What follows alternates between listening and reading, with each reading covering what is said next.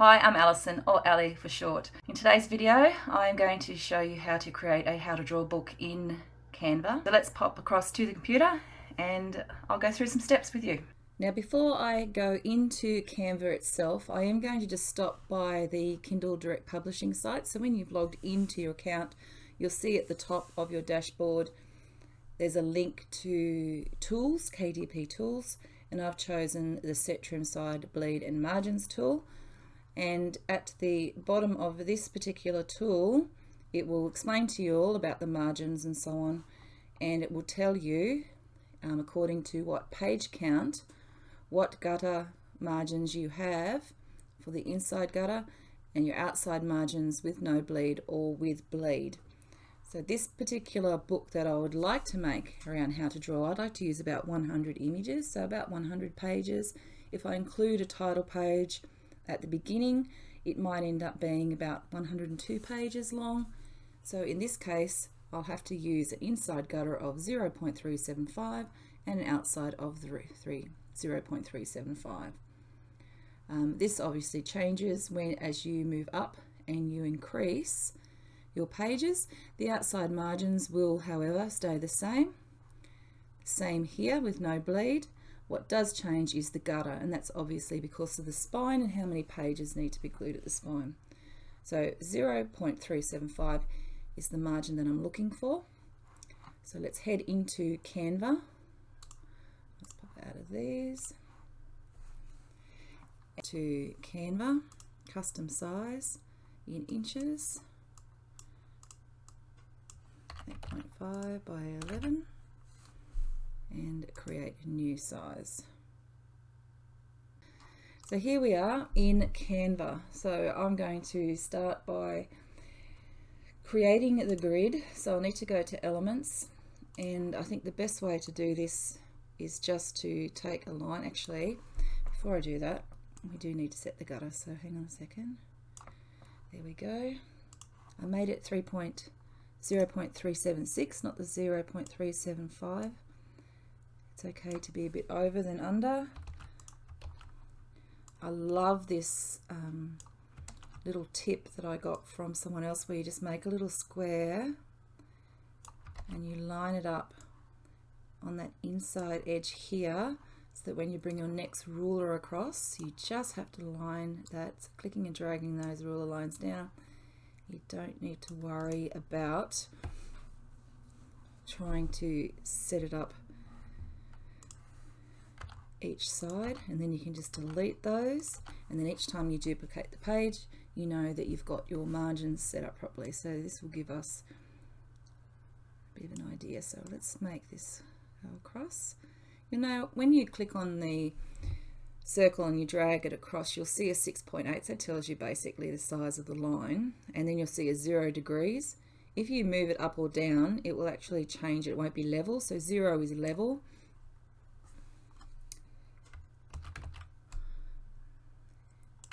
And I'm just going to take those lines, and yep, I know that they're not quite right yet. So let's see, if we want to have the boxes down here, we've got 1, 2, 3, 4, 5 spaces. 1, 2, 3, 4, 5, 6. I'm going to select all of those, come up here to position and do arrange. I want to tidy them up, and that will automatically set them in a way that is all lined up. I'm going to group that, copy and paste and rotate, and then I'll need to make a line that will line up for the other two ends. There's one going that way, and we'll rotate this one and bring that up here. There we go. Now you can zoom in just a little bit just to make sure that that line does line up properly. Okay, so there's our very first grid. It wasn't too bad, and I would like to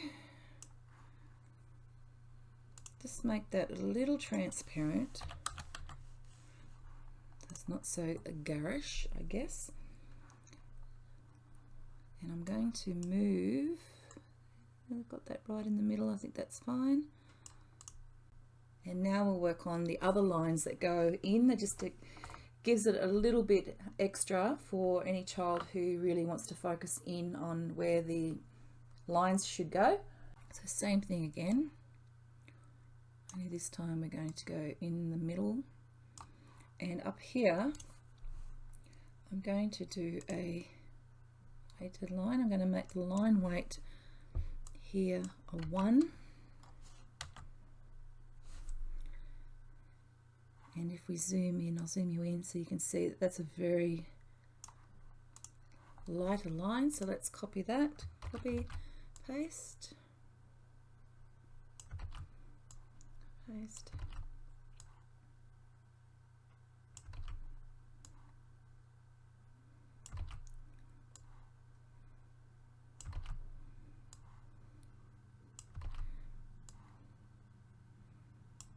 And I can go and hold my shift key down and just click on those ones. Let's see if I can position those and tidy them up. Yep. And then we'll do the ones that go the opposite direction. Actually, rid of that. I'll just copy one of these ones. Copy, paste, and rotate it. And bring it down here. There we go. Copy, paste. So I'm just Control V pasting these ones across.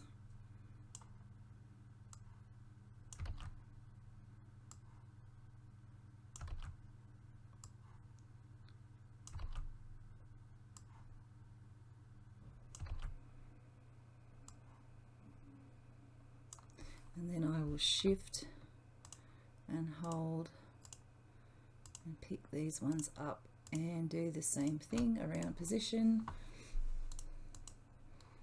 and just tidy them up that way.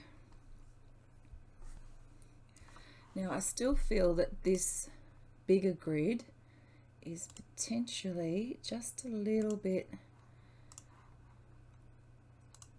too dark, so I'm going to select everything and take it down to about, let's go 60 transparency. This is better because we can make the actual picture itself a little bit darker, but this is fine because when the child who's using this book is going to draw, it'll allow them to have lighter lines, so if you do some colouring it's not going to shine through on their colouring as much. Right, so this is the grid. I'm just going to highlight all of that off and I'm going to group it all together so that way I can move it around if I need to. And I'm going to focus now on putting in the elements of the letters.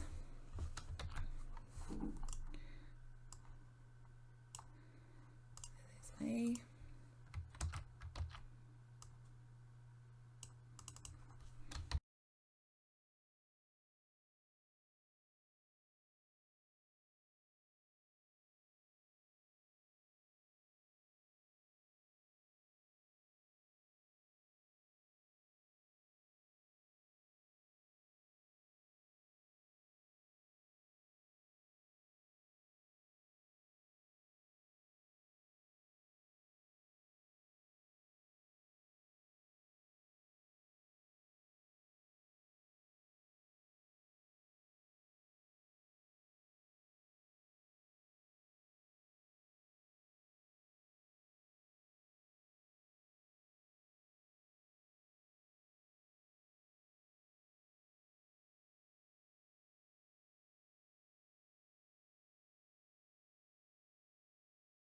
Alright, so we've got our grid.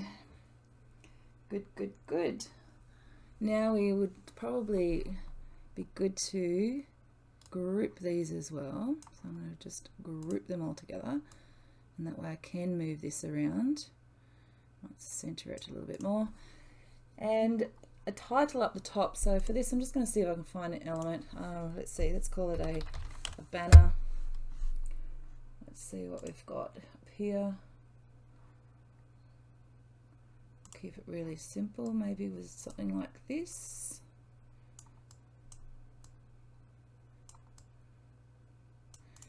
And we can just put the name of whatever it is the drawing is on this banner.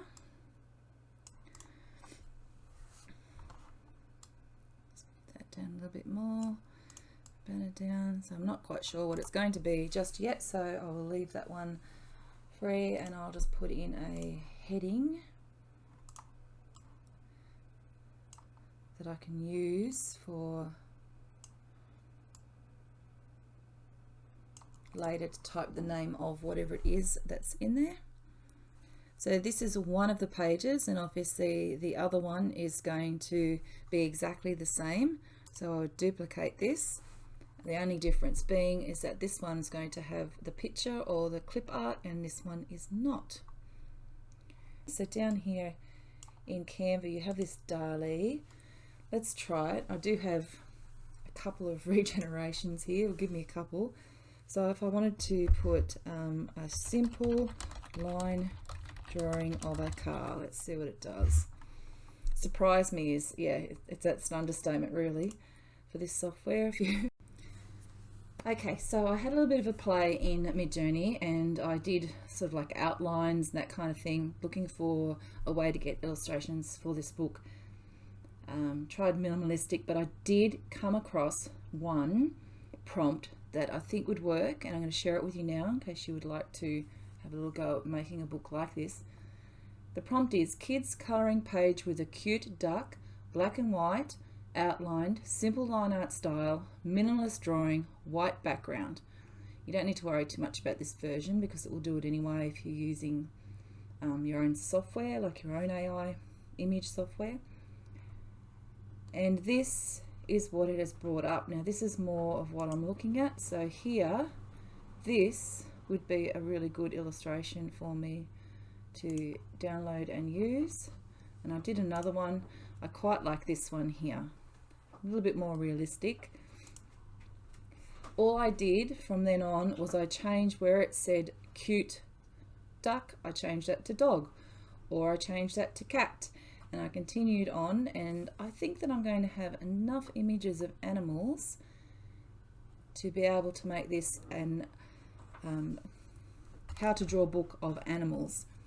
So I'm going to continue downloading these. So to do that, obviously I want this version, so I'm going to go upload 4, and then I will save that into my downloads folder.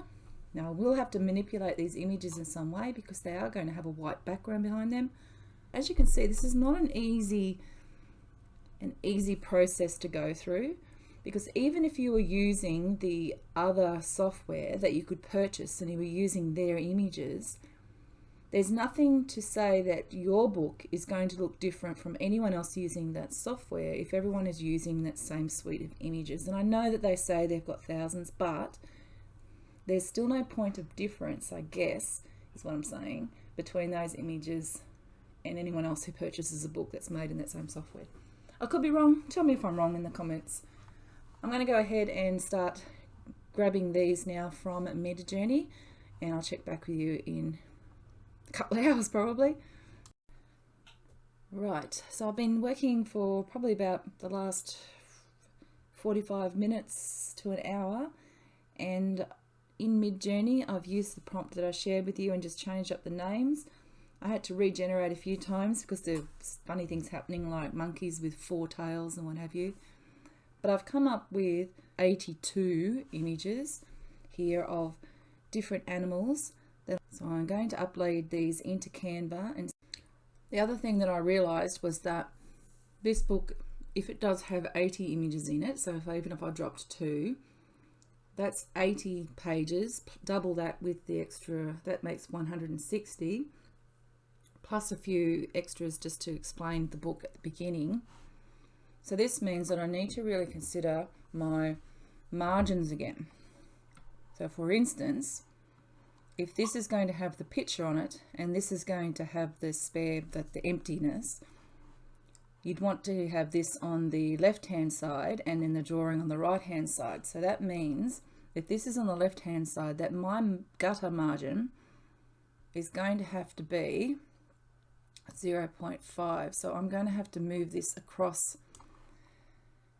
and make sure that it has got the correct margin in it. So that's going to be my next job. So this is 0.375. So I need to make sure that I have something that is going to be 0.5. So if I come in here, I might need to just zoom in. So that's 5.2. So it's just a marginal change. So I'm just going to pop that in there because that's a little bit more than what would be required. That's not a bad thing.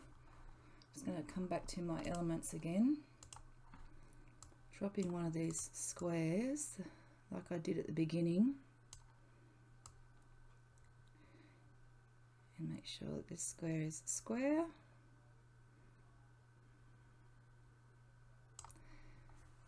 And then move this one across. So I want this one over here, and I'll take this new line that I've just made, and that's going to have to be the margin there. So I'm going to take this other line, this margin out.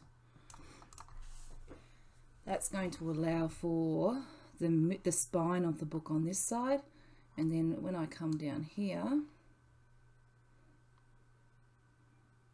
because this will be the right hand side of the book, I'm just going to move that margin across like so, and that way I will have my margins lined up correctly. Basically, whatever you've done here is going to be on every other page, so I just need to be mindful of that. So that should align okay with those margins. So this is going to be the gutter on this side, and then this will be the gutter on this side. So I should still be okay. I can compensate for that a little bit by moving this all across a little so that it's a little bit further away from this side, and I can do the same here where I move this one across just marginally so that it allows more room on that one. So when I do the copying of my pages, I'll take this one out. So this is going to be a left and that's a right. So I need to remember that. So I might just put left and right so that I know that I've set the margins up in that way for when I am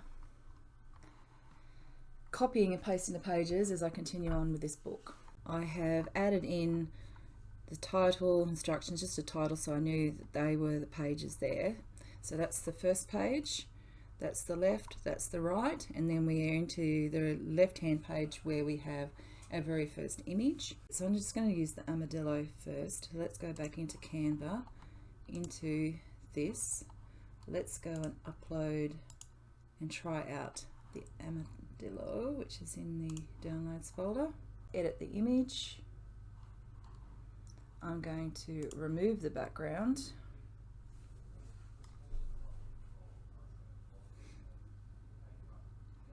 And then that's going to give me the armadillo shape, and then I can just resize that to fit in, and I'll possibly even see what that looks like if I give it a bit of a transparent, so maybe 75, try that, maybe 60, so there we go. And then up here I would put armadillo, and that is the very, very first picture to draw. Now these are a little bit more complex than what you would expect to see in a toddler's learn to draw book. I've done that on purpose because I wanted to pitch this book to children who are a little bit higher. and see whether or not it's something that they can use to to experiment with their drawing. Now you could put one at the very top and then a square underneath, but I find a nice big image is really easy for the kids to be able to see. So this is what I'm going to do. So I've got the armadillo in. I'm going to upload the rest of these files, minus the armadillo of course. While I'm here, let me just zoom in, because I did save these at the highest resolution almost that I could with Canva. And what I am going to do again is I'm just going to download, and I'll go JPEG. I don't want all pages. I'm going to just get a page, where is it, page 5? Page 4, sorry. I'm going to download that page and I'm going to print it out and we're going to take a look at it. So back in Canva, I printed out page 5 as well, just to check that gutter, everything's fine. So you'll notice here that they're left and they're right, and I went through and I made sure left, right, so you can see that all the way through. All of the images will be going on to the left hand pages, and the right hand pages are going to be left for the children who are working with this book to be able to do the drawings. So now it's just a matter of going through, making sure that I'm on the left page. I'll come back down to the bottom. Actually, where was the armadillo? Well, it doesn't really matter, I'll start from the top. So let's put in the zebra next. Because it has the white background, I'm going to have to go through and background remove on each image that I place, and then I can move these around a little bit and change the transparency. I thought that was good on the last one to 60, and away we go. Now I could leave it really dark, but the reason why I've changed the transparency a little bit is just so that you can see through to the lines underneath a little bit better. So I think it just might make it a little bit better for that one. I will just do another quick download and check just to make sure that this is just not, I'm zooming in too much, worrying too much about it. So let me just download page 6. I might be worrying too much, but better to be erring on the safe side before I put 100 images in and decide that I'm going to change my mind then.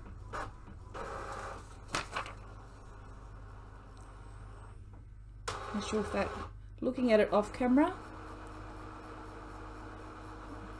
it looks fine, so I'm going to continue. I will not need to worry about that. It's printing out without any problem at all, and yeah, it's doing a good job. So that's the zebra, and before we go any further, armadillo. Okay, so zebra on the left hand side, and the next one, which is the yak, and so on and so on. So this is going to take me a little bit of time again, and we'll check back in once I've completed the whole manuscript. Okay, so I've managed to get through all of those. I've got them all sitting there on their pages with their accompanying side page, as you can see here. What I did put at the rear of the book were some practice pages, so the person who owns the book could put a picture here and then use the grid to copy across. The other thing that I have finished off screen, I've been working on this now for about 4 hours, I guess, since the time I started filming. So you've got all the different animals there, and then right at the very start I have finished off my title page.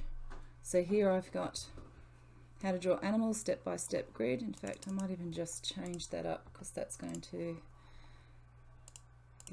use that font because that's what I used in the instructions. So how to draw animals, step-by-step grid method.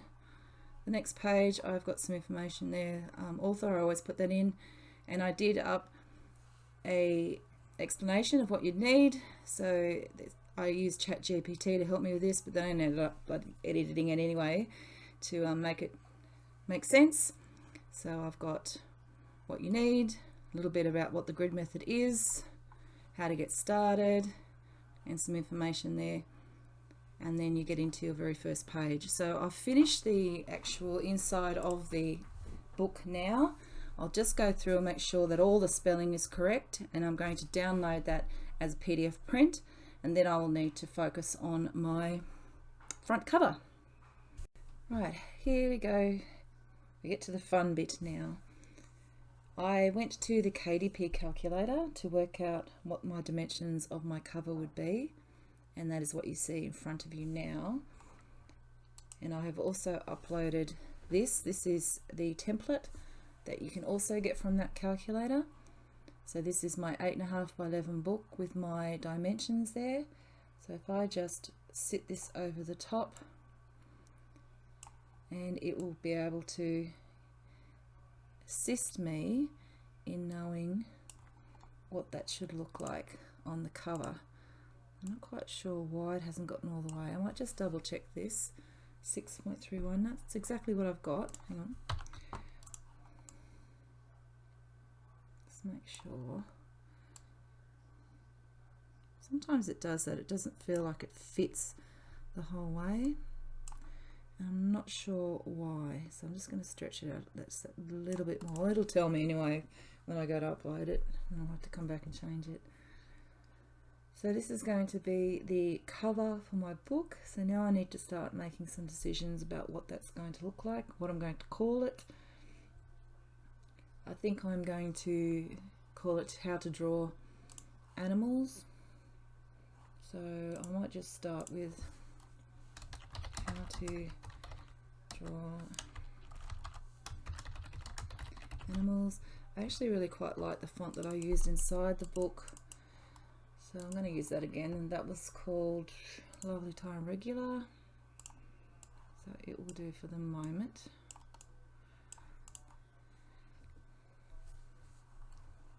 Now I kind of need a template here, and it might not actually have one, but I really would like to have a bit of an odd template where, yeah, it's more like a blob. Hang on, let's have a look. Sort of put a blob in the middle where I can highlight the work inside of it. So something like this, where maybe I can twist it around and make it a bit bigger.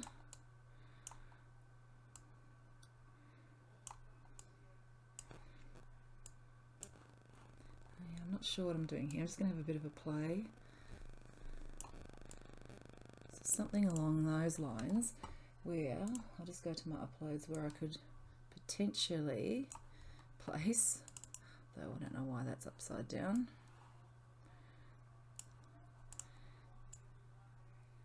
The grid, so that somebody who is looking at the book kind of knows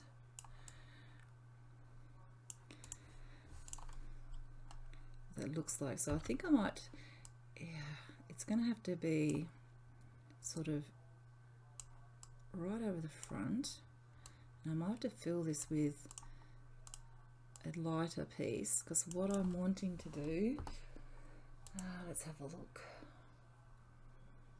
I don't want the blob anymore. I want to have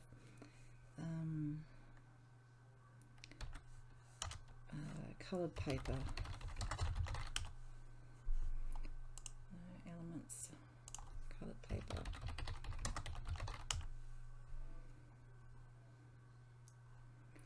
Let's see. Paper texture.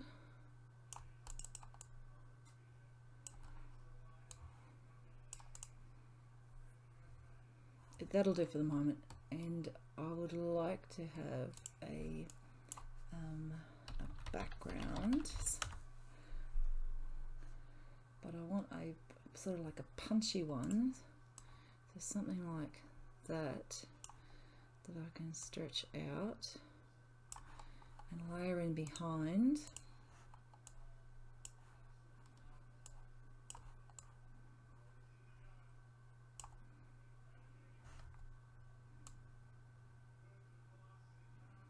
I guess something like that.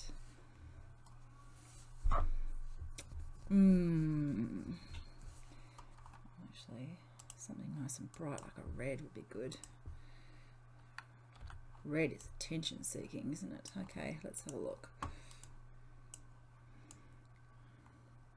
I'm guessing this is why, obviously you've got the option to either make this yourself or get the assistance of someone who's professional, knows what they're doing. So that's obviously an option that you have. Have a look.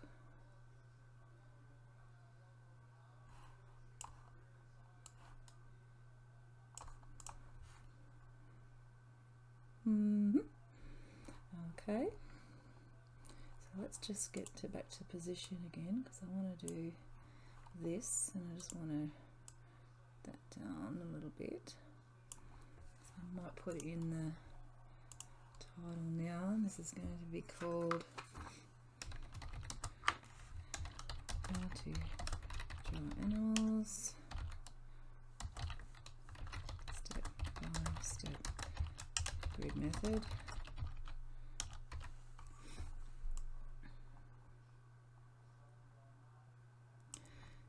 Very, very thick book, this one. This is probably the biggest book that I've actually made so far.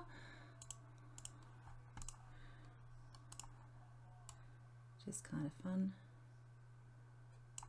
And let's make that white.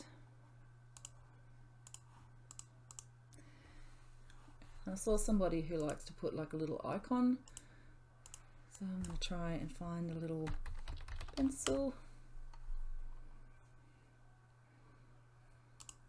Let's do this one, and we will flip it around. So flip horizontal, flip vertical, and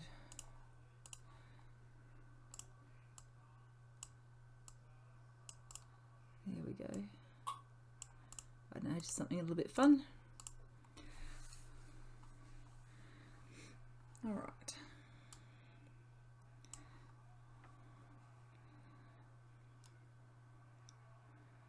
Now, how to do this, because this, every time I bring over and upload, it's going to want to snap into, or is it? Let's just take this. I can actually, because it's an image, this is pretty cool.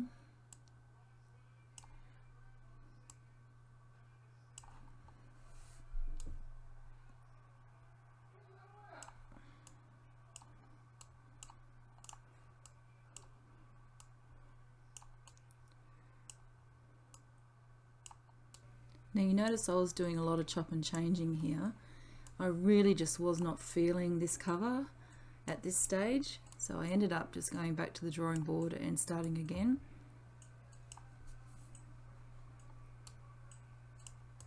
I did end up going back into Amazon and having a look at how some of the other books were laid out and how I might be able to put a point of difference on the book that I had. I ended up using one of the images from this particular book and changed the cover to blue. I tend to like blue, and then just manipulated some of the images that I had created. Okay, I've jumped ahead a little bit. I decided that I'd go with the grid background because it is a grid book, and I've been putting some of these little pictures in, so I'll show you how I did that. But that's how I created some of the designs that are inside the book. I put them on the cover. That's going to be better for people who might be purchasing the book, because then they will know what's in it. So I've actually taken the images that I've used to create it. So I'll try this one. But the other thing that I wanted to do on the back is just do a little blurb about the book itself and some of the images that are on there. There we go. So that one's worked. That'll give you an idea. So I can reduce that one down and have that one down near the barcode perhaps. I'll have a think about that in a second. But I'm just going to go back to ChatGPT because I have actually used this to help me out. So, hi, can you write me a blurb for the back of the book to let people know what the contents are? So this is great. Can you rewrite to include a main paragraph and dot points? Copy. And I'll come over here because I tend to find that I'll get it to do the main guts of it and then I end up changing it anyway. Now when you do put anything to Canva from ChatGPT, you get a whole bunch of stuff that comes with it. So this one here, I'm just going to just move that across for a second, move that down here, because what I will do, actually, I'll take this control copy, is the grid method. So let me just zoom in and see what we've got here to work with. Why choose the grid method? Sometimes the things that the AI say or put together for you are really interesting, sometimes not very useful, and you should never just assume that that is going to be the be-all and end-all, because I can tell you now that sometimes what it comes out is absolute dribble. So if you are looking to I'm going to just X out of that. If you are looking to use anything like this in your work, make sure that you double check it so you don't end up with something that sounds ridiculous. I think my computer is just about going to have a meltdown for some reason. Okay, I've still got some space, so I'm going to put a few more pictures here if I can. So I'm just going to do a few more magic grabs. Oh, thank goodness for that. There we go. So let's make him nice and small. He can go down near the shark. And I might just move these items up to make it a bit more balanced on that back page. I'm just not liking where they're all sitting. These are fine. Alright, how to draw 4 kids step-by-step grid method. I think that looks great, so I'm going to download that as my PDF print and I'm going to go through the process of putting this up on KDP. Earlier in the video I did explain that there was a piece of software that you could potentially look at to create these more easily. I'm just going to run you through it now. I'm not affiliated with this crew at all, nor do I get any kickbacks from this particular the comments that I'm going to make and the link that I'm going to give you to.